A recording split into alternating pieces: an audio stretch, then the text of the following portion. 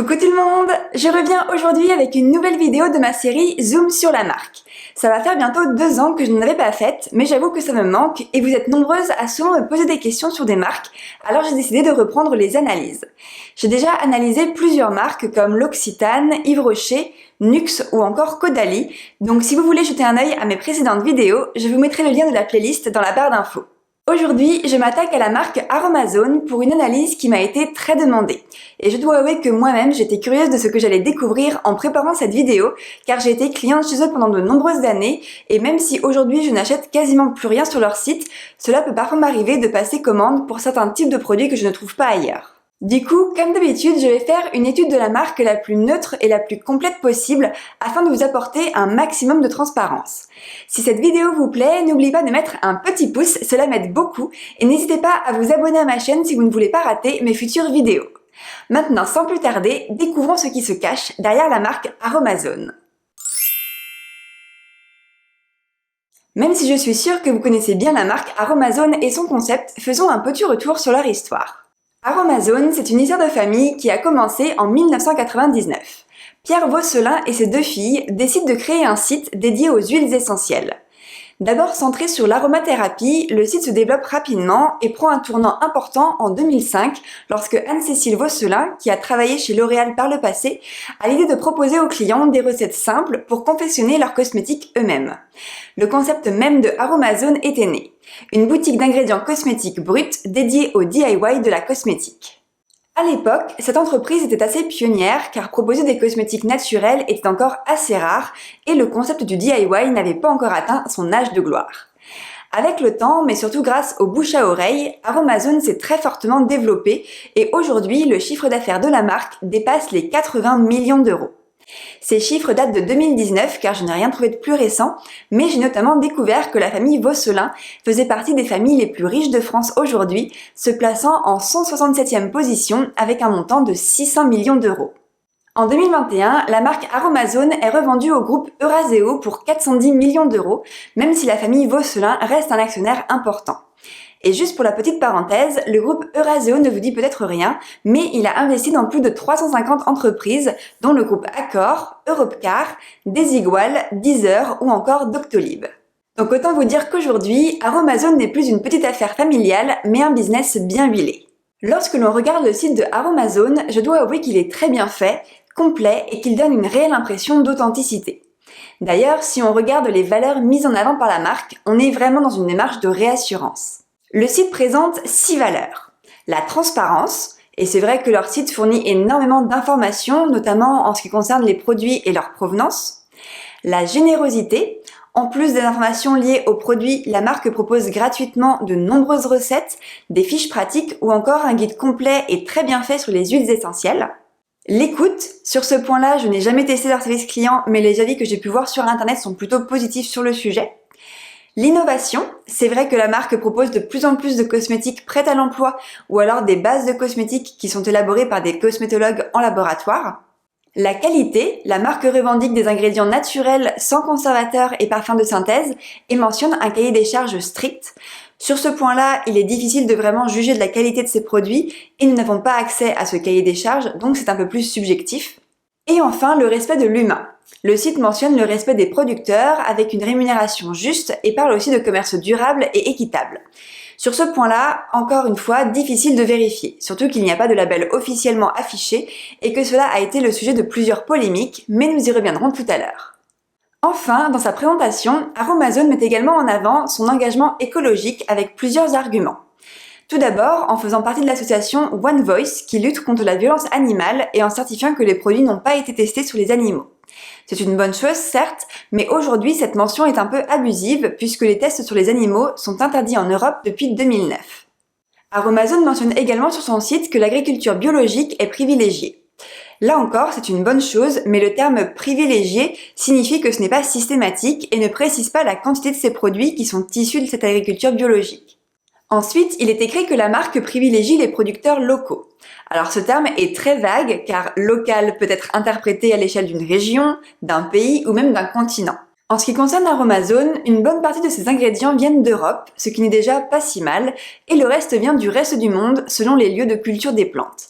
Donc à vous de voir si vous considérez ça local ou pas, surtout selon les ingrédients. Car ok, ce sera difficile de récupérer de l'huile de sésame en Europe, mais en ce qui concerne l'huile d'abricot par exemple, c'est un fruit qui pousse en France ou en Espagne, mais leur huile provient de la Turquie ou du Maroc.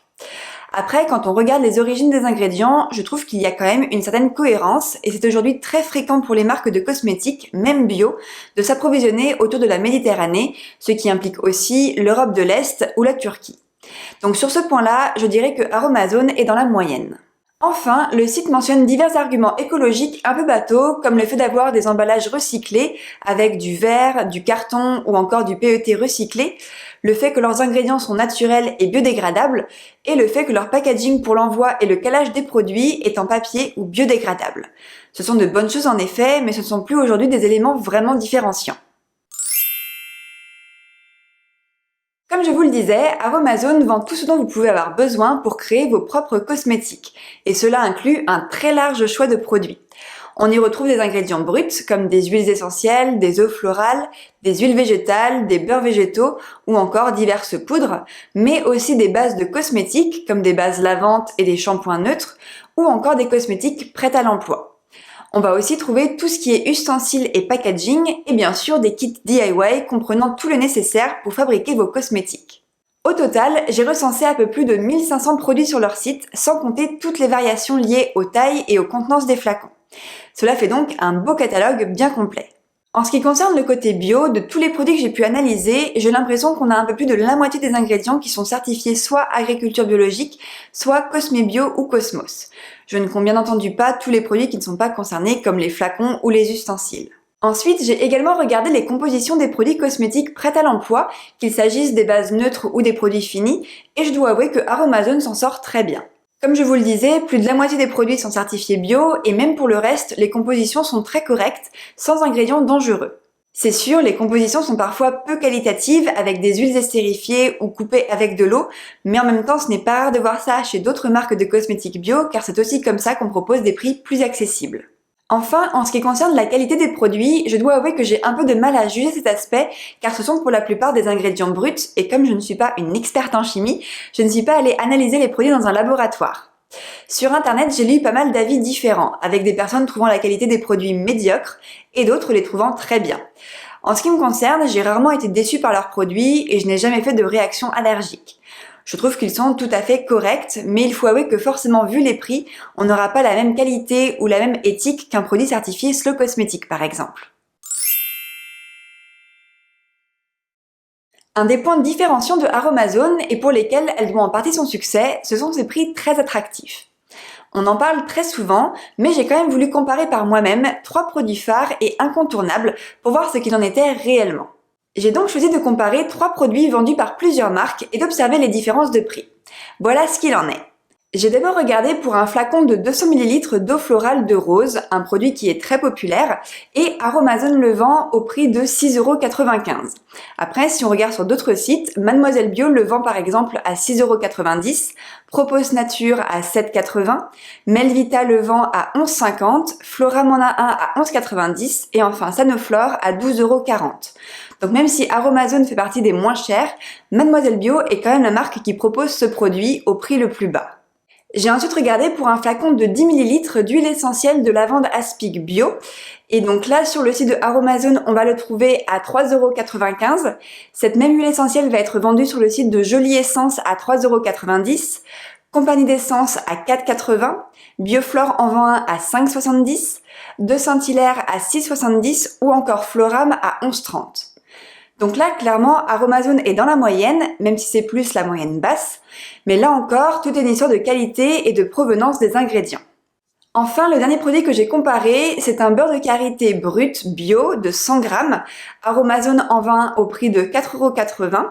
Le site de Jolie Essence en propose un à 3,90 €.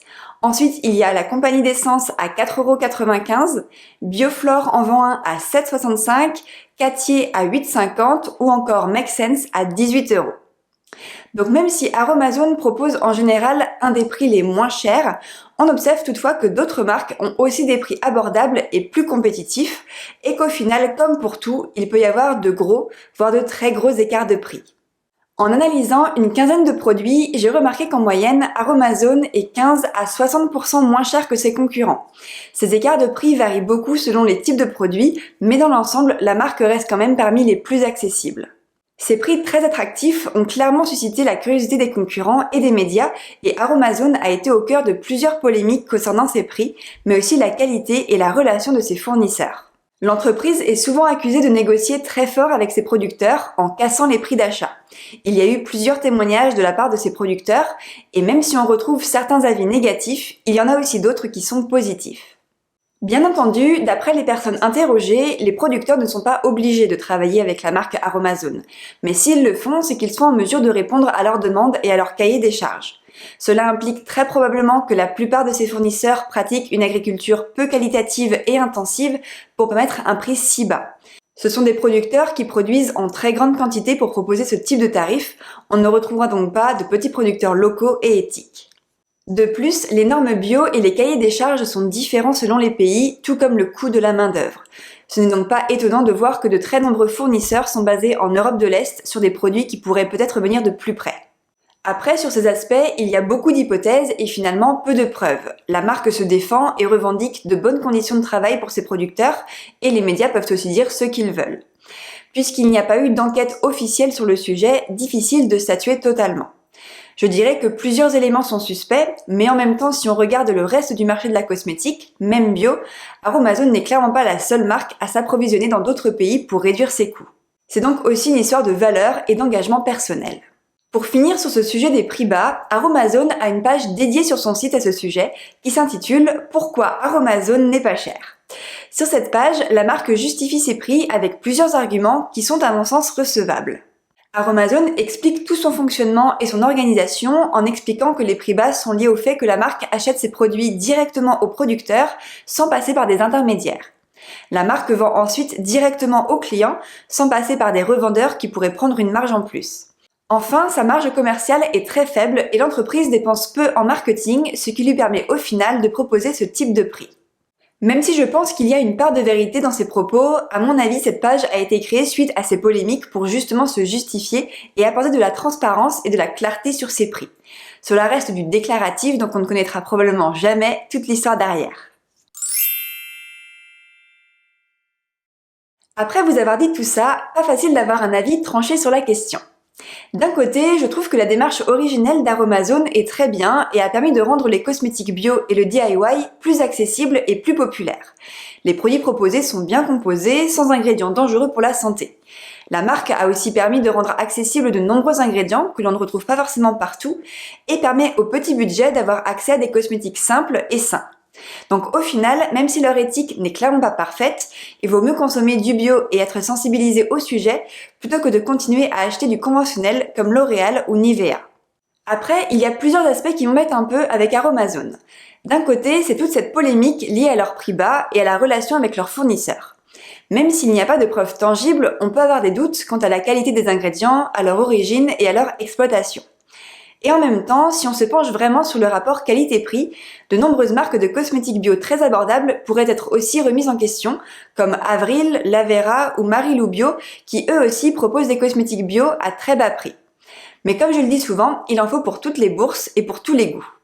Sur un autre sujet, plusieurs personnes, dont l'association Slow Cosmetics, critiquent le fait que les recettes proposées par Aromazone contiennent beaucoup trop d'ingrédients et poussent les clients à surconsommer. C'est très probable en effet, mais en même temps, Aromazone ne prône pas la slow cosmétique et le minimalisme. Personnellement, j'ai aussi un avis mitigé concernant leur petit format. La marque propose beaucoup de formats pour ses produits, notamment pour les huiles végétales, avec des petits flacons qui font juste 10 ml. Donc cela implique des tout petits flacons et multiplie les emballages et les déchets. Mais en même temps, si on n'a besoin que de 5 ml pour une recette, c'est un peu dommage d'acheter 100 ml d'un produit pour qu'il se perde ensuite si on ne l'utilise plus. Donc là encore, c'est un petit peu subjectif. Après, c'est vrai que leur marketing est très bien fait, à la fois subtil et puissant.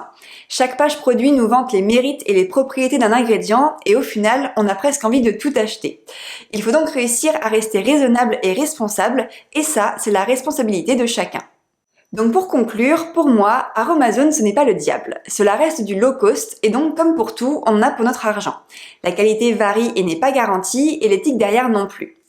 Je trouve quand même que cela reste une bonne option pour les petits budgets qui souhaitent passer aux cosmétiques naturels, car on reste quand même dans les mêmes gammes de prix que des cosmétiques de supermarché, et ça permet d'élargir ses horizons et d'avoir accès à des produits moins toxiques que du conventionnel.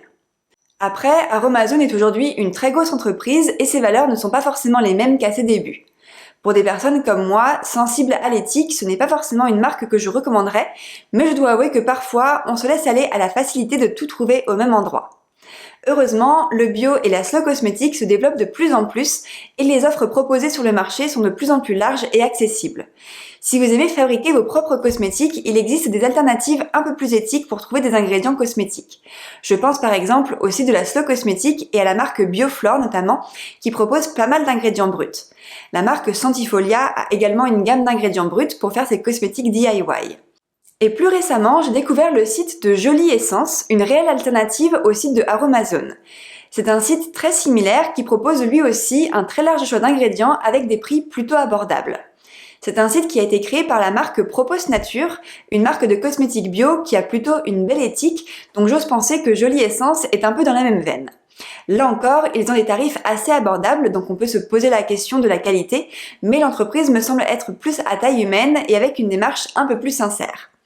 Si vous connaissez le site de Jolie Essence, n'hésitez pas à me dire en commentaire ce que vous en pensez et si vous avez déjà commandé. Je serais curieuse d'en savoir plus sur leur concept. Bon, au final, cette vidéo aura été assez longue, mais j'espère qu'elle vous aura permis d'y voir un peu plus clair sur l'offre d'Aromazone. Maintenant que vous avez toutes ces informations, vous pourrez prendre vos décisions en toute connaissance de cause. En tout cas, j'espère que cette vidéo vous a plu et que vous l'avez trouvée utile. N'hésitez pas à me dire en commentaire ce que vous pensez d'Aromazone, si vous êtes cliente ou pas, et ce que vous pensez de leurs produits. En attendant, moi je vous souhaite une très bonne journée et je vous dis à très bientôt pour la prochaine vidéo. Bye!